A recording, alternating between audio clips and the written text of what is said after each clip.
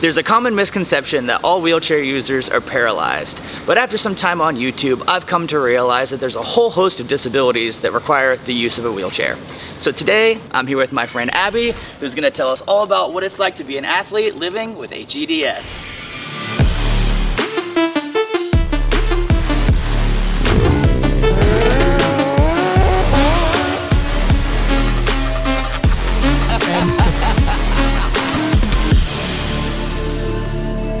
Abby, you're our very first zebra on this channel. For the people at home that have no idea what that means, will you tell them a little bit? Yeah, so zebra is the term used to identify people with Ehlers Danlos Syndrome, which is a genetic, degenerative, progressive disease that affects the joints, tissues, muscles, and collagen in a person's body. So I have HEDS, which stands for hypermobile Ehlers Danlos Syndrome, and because of that, I use a combination of mobility devices to get around, including a wheelchair, crutches, braces, the whole shebang. A lot of people with EDS have a very difficult time getting diagnosed and unfortunately are accused of being dramatic or faking it or not actually disabled. And I can definitely relate to that because I'm an ambulatory wheelchair user as well. So one of the things on this channel that I regularly do is advocate for people to get involved in adaptive sports. But that can be really difficult to be competitive when people accuse you of not being disabled enough. Especially in my case with not being eligible for the Paralympics because the Paralympic Committee doesn't think I'm disabled enough to compete. So we're here at the track and this is my first time checking out one of these racing chairs up close. Yeah, they're pretty complex, but you wanna give it a go? Let's try it out.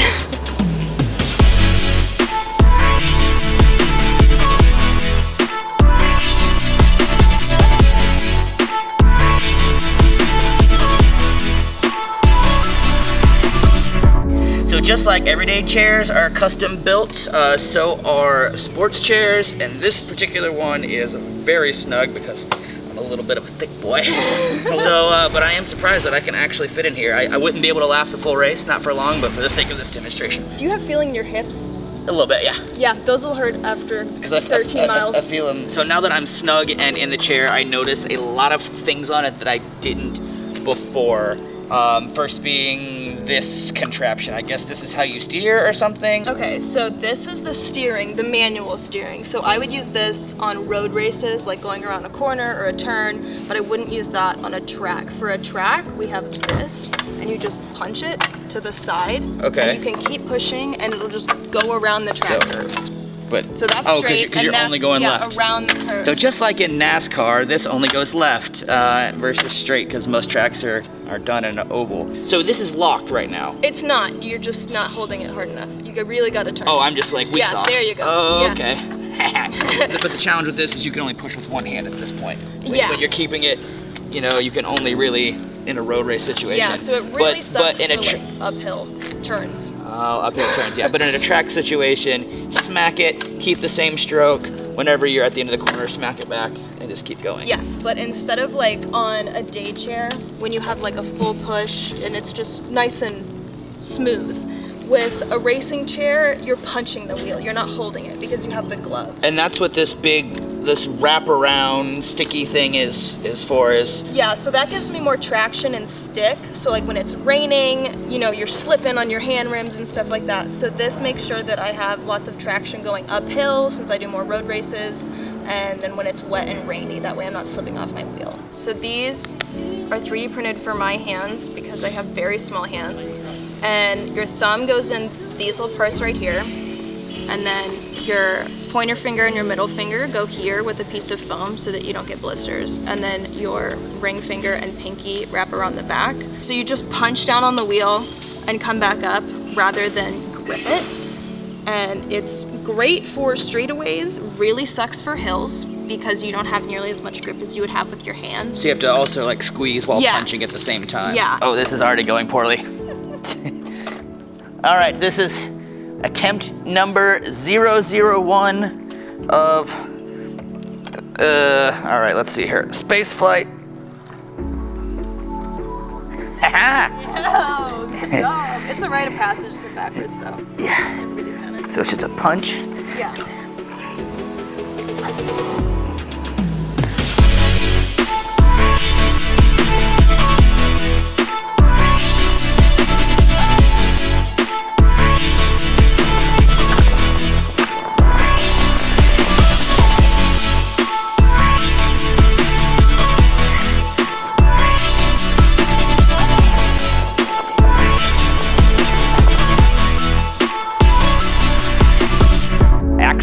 gloves fit pretty decently.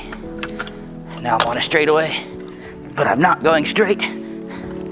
So let's see what happens. I'm feeling it, feeling pretty good. Fat boy wheezing over here.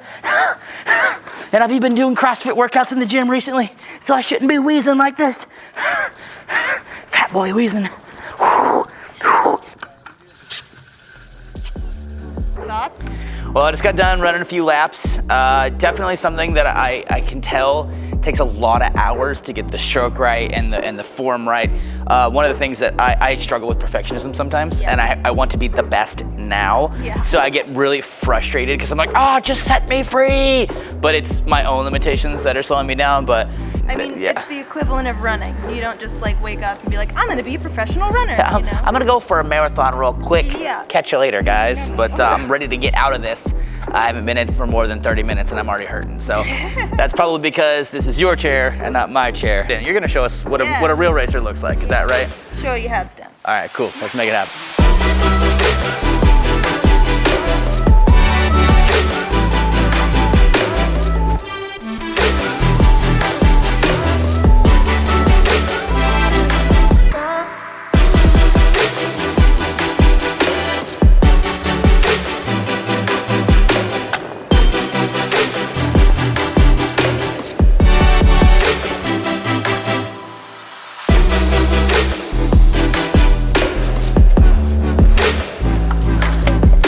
So one of the things that I've learned at my time making videos at Wheels to Walking is that spinal cord injury is not the only disability. Yeah, so EDS is a genetic disorder, so you're born with it, and you can either get it via carrier, like your mom or your dad, or it can happen by random mutation, which is what happened in my case. Neither of my parents have EDS or any symptoms of it, but me and my twin sister were born with it. And there are like 14 different types, HEDS, hypermobile EDS being the most common, and also one of the hardest to diagnose. I think the average time for a diagnosis for EDS is about 7 years, which is how long it took me to get a diagnosis. Yep. And with HEDS, it's the only type that doesn't have a genetic marker.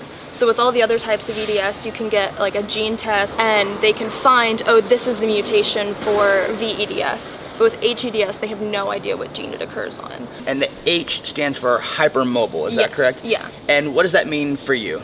So for me, it means that my joints love to dislocate. I started presenting in my lower half first. So when I was like 11, I think that was when I had my first dislocation, and it was my knees.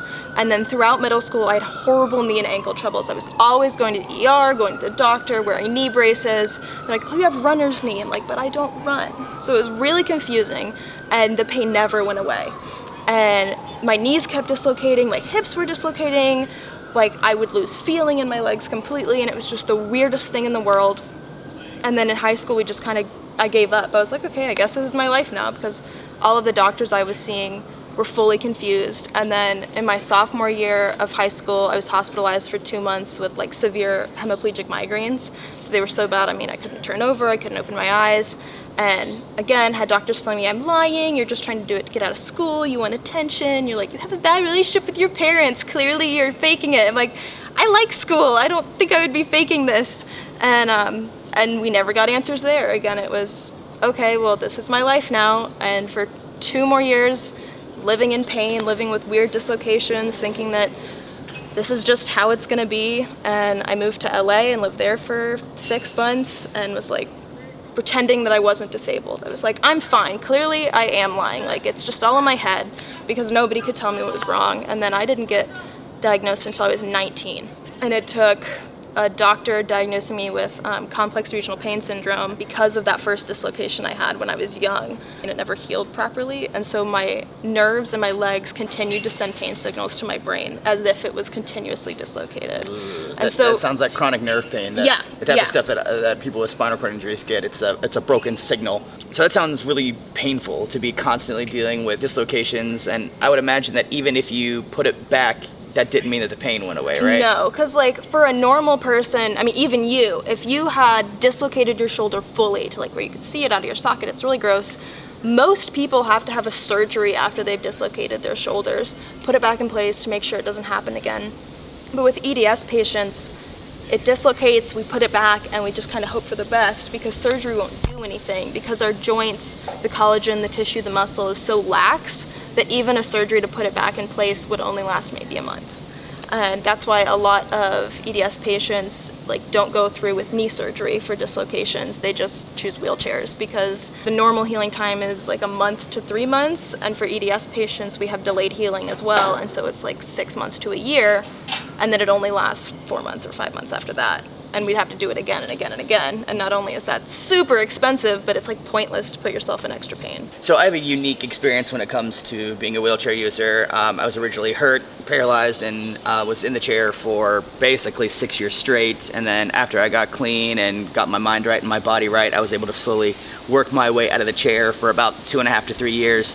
And even after all of that walking, I was like, you know what, screw it, I'll just be better in the chair. Yeah. Less pain, more endurance, more freedom, more independence. But in your situation, there had to have been a point in your life where someone brought the idea of a wheelchair. But I'm curious to know, how was that process? Do you remember the first time you even took a picture of you in your wheelchair? Yeah, it was actually a huge moment the first time I took a picture in my wheelchair, and just getting it. So when I came back from Los Angeles, I was really, really sick, which I guess I would call in a flare now.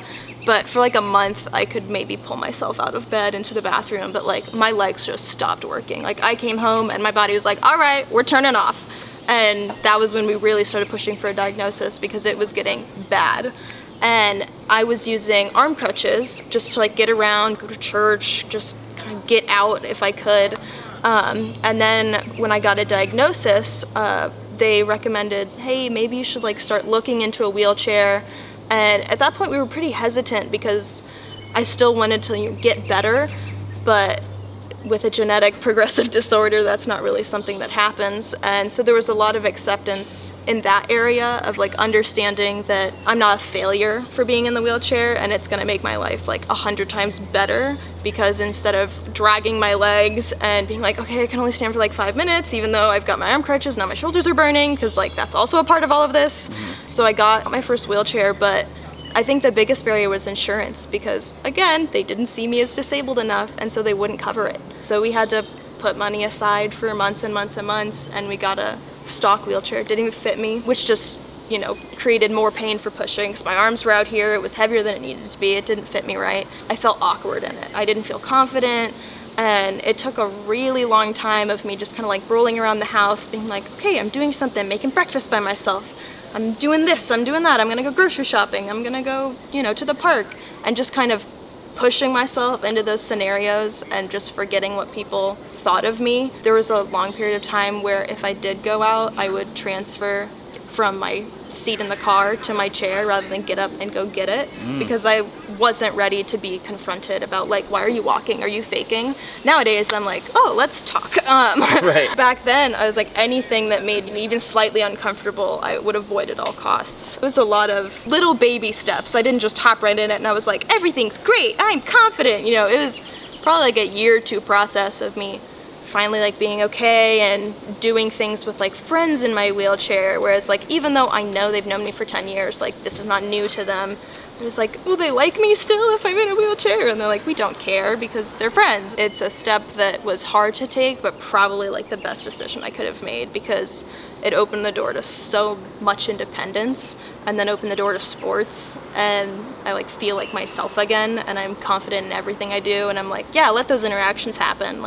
Let's talk, let's educate, let's go out and do crazy stuff that people in wheelchairs shouldn't do, And you've now evolved into, I remember you said 3 different Paralympic sports. Yeah. But you're currently having issues with the Paralympic Committee believing that HEDS is a real disability and it actually qualifies you for the Paralympics. Yeah, so with the current sport that is my top tier, I love it with all my life, is track. And road racing specifically, I love 5Ks, half marathons. Each Paralympic sport has a different qualifier, but when we tried to get me qualified, it was I have limited mobility below the waist, I use a wheelchair, 80 to 90% of the time, and I can't run. And the Paralympic Committee was okay, so what do you have? It's well, I have HEDS is my main one, and then I have CRPS, and then, you know, like 5 other comorbidities, just trying to throw whatever I can at them. Right. Oh, no, that's not disabling. Hypermobility is considered a advantage rather than a disadvantage. Which is, What? Yeah. I get told I'm not disabled enough all the time, and I just joke, and I'm like, okay, it's just because I've recovered so much that I don't, you know, look as disabled, which is fine, that's okay. Yeah. But with something that's chronic and progressive, I imagine it's even more complicated because there's no like clear line between able-bodied and disabled. I mean, so they don't consider hypermobility a disability, and they don't consider pain a disability. So like if you have chronic pain in your legs, like CRPS, for example, you know, my leg is always in pain, like touching it weird ways, it hurts horribly, it turns purple, numbness, all that stuff. They don't consider that a disability, even though it has stuff attached to it.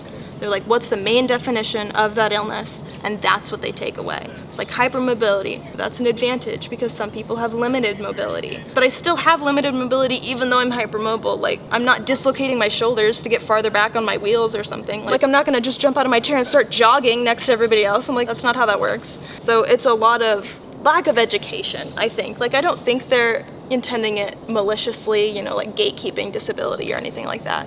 But I don't think they fully understand the extent of multiple disabilities, not just EDS. Well, you would hope that the Paralympic Committee would have expertise on all levels of disability. Yeah. And this is not the first time I've heard this story. All Paralympic sports, all adaptive sports are complicated because mobility does matter, right? Yeah. If you have yourself a quadriplegic versus a high-level paraplegic versus a low-level paraplegic, like that's all different complexities. Yeah. And you can even throw something in a mix like cerebral palsy, like some people that have really, really mild cerebral palsy where they can still walk some, but they primarily use a wheelchair. The average individual, you might look at them and be like, why is that guy in a wheelchair? I saw his legs move, right? You know, it's complex, but I would think that there are enough people that do have the disability that you have that do want to compete that they could almost make a class of their own. The USA Triathlon people, I don't know what they're called, but they actually made a separate category called the physically challenged category, and it's for people that don't meet Paralympic standards and can't compete in paratriathlons but still want to compete but can't compete able-bodied. So it's like they recognize that there's a gap that the Paralympic Committee is not seeing, and you're allowed to, you know, use a racing wheelchair for some, but if you can bike normally, then bike normally instead of using hand cycle. Like, it's adaptive for people that have different levels of disabilities rather than just being like, this is the only thing you can do and that's it. And then you also have the problem of like, these are not cheap pieces of equipment. No. You know, and most places are like, oh, we'll just apply for a grant for one because you're disabled. Then you hit the barrier, I'm not disabled enough to qualify for this grant. Like, I applied for 13 different grants to get a racing wheelchair, and every single one came back at me and was like, you don't qualify because you're not disabled enough. And so I had to GoFundMe for both of my sports chairs, and it's like, that's a $9,000 chair, and I managed to get my basketball chair like super used, but that came out of my money, you know, while people are getting grants just because they're more disabled. It's frustrating because I still want to be active even if I wasn't competing. A pair of tennis shoes doesn't cost $9,000. Absolutely, and you don't use your HEDS as an excuse to not to be active and to not exercise, and unfortunately I feel like I've seen that a lot where they go, oh, I'd love to do what you do, but I can't because I can't even transfer like you transfer, or I can't even stand up, or I can't, you know, hang on to a pole that way. And I'm like, I can't ever object to that because I'm not them, and I'm not trying to start fights with people on the internet. It's just simply by a power of example of who you are and what you do is saying like, hey, you can be empowered, you can be strong, you can compete. Well, Abby, I really appreciate you sitting down and talking with me and showing me everything. For those people at home, tell them where they can find you. Yeah, I'm on Instagram, ABBY_Sams, SAMS, and that's what I am on Twitter and YouTube, again, just my name. And then you also have a company that you have created and you've started, Yes, I own and run a low-waste, sustainable online store called Greener Goods, and we're on Instagram, Greener Goods, just like that, but yeah. If you want to continue to see me working with other people with disabilities that are not just spinal cord injuries, please be sure to leave a like and leave a comment down below. Don't forget to subscribe. Thanks for watching. We'll see you in the next one.